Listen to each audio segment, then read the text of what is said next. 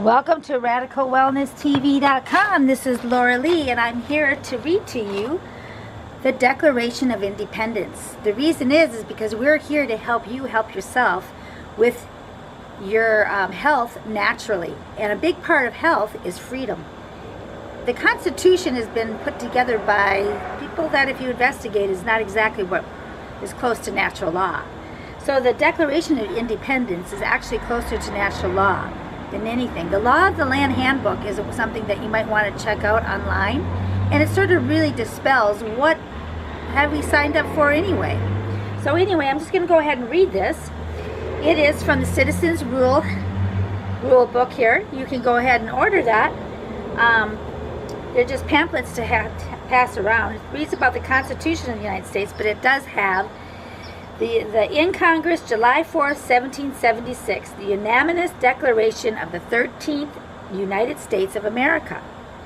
When in the course of human events it becomes necessary for one people to dissolve the political bands which have connected them with another, and to assume among the powers of the earth the separate and equal station to which the laws of nature and of nature's God entitles them, a decent respect to the opinions of mankind requires that they should declare the causes which impel them to the separation. We hold these truths to be self-evident, that all men are created equal, that they are endowed by their Creator with certain unalienable rights, that among these are life, liberty, and the pursuit of happiness, that to secure these rights, governments are instituted among men, deriving their just powers from the consent of the governed, that whenever any form of government becomes destructive of these ends, it is the right of the people to alter or to abolish it, and to institute new government, laying its foundation on such principles and organizing its powers in such form as to them shall seem most likely to affect their safety and happiness.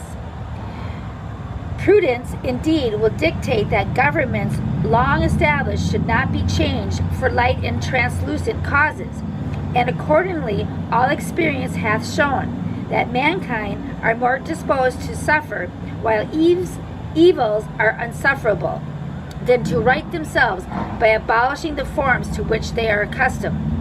But when a long train of abuses and usurpations, pursuing invariably the same object, evinces a design to reduce them under absolute despotism, it is their right, it is their duty to throw off such government and to provide new guards for their future security. Such has been the patient sufferance of these colonies, and such is now the necessity which constrains them to alter their former systems of government. The history of the present King of Great Britain is a history of repeated injuries and usurpations, all having a direct object in establishment of an absolute tyranny over these states. To prove this, let facts be submitted to a candid world. He has refused his assent to laws, the most wholesome and necessary for the public good. He has forbidden his governors to pass laws of immediate and pressing importance, unless suspended in their operation till his assent should be obtained. And when so suspended, he has utterly neglected to attend to them.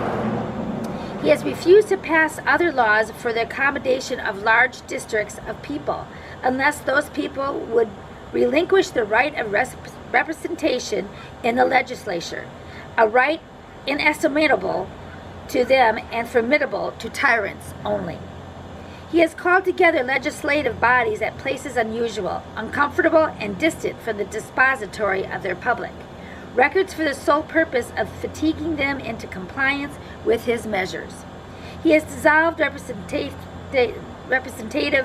houses repeatedly for opposing with manly firmness his invasion of the rights of the people.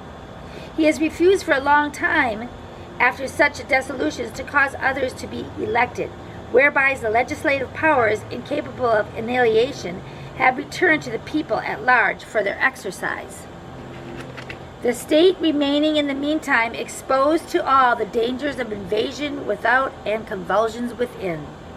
He has endeavored to prevent the population of these states, for that purpose obstructing the laws of naturalization of foreigners, refusing to pass others to encourage their migration hither, and raising the conditions of new appropriations of the lands.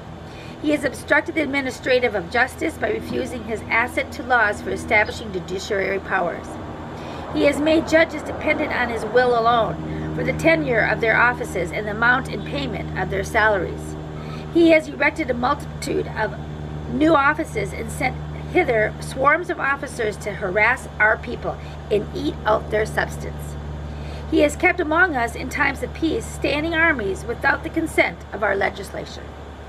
He has combined with others to subject us to jurisdiction foreign to our Constitution and unacknowledged by our laws, giving his assent to their acts of pretended legislation. He has effected to render the military independent and of superior to the civil power, for quartering large bodies of armed troops among us, for protecting them by mock trial from punishment for any murders which they should commit on the inhabitants of these states, for cutting off our trade with all parts of the world, for imposing taxes on us without our consent, for deriving us in many cases of the benefits of trial by jury, for transporting us beyond seas to be tried for pretended offenses, for abolishing the free system of English laws in a neighboring province, establishing therein an arbitrary government, and enlarging its boundaries so as to render it at once an example and fit instrument for introducing the same absolute rule into these colonies, for taking away our charters, abolishing most valuable laws, and altering fundamentally the forms of our government, for suspending our legislatures and declaring themselves invested with power to legislate for us in all cases whatsoever. He has abdicated government here by declaring us out of his protection and waging war against us. He has plundered our seas, ravaged our coasts, burnt our towns, and destroyed the lives of our people. He is at this time transporting large armies of foreign mercenaries to complete the works of death, desolation, and tyranny, already begun with circumstances of cruelty and perfidy scarcely paralleled in the most barbarous ages, and totally unworthy of the head of a civilized nation. He has constrained our fellow citizens taken captive on the high seas to bear arms against their country, to become the executioners of their friends and brethren, or to fall themselves by their hands.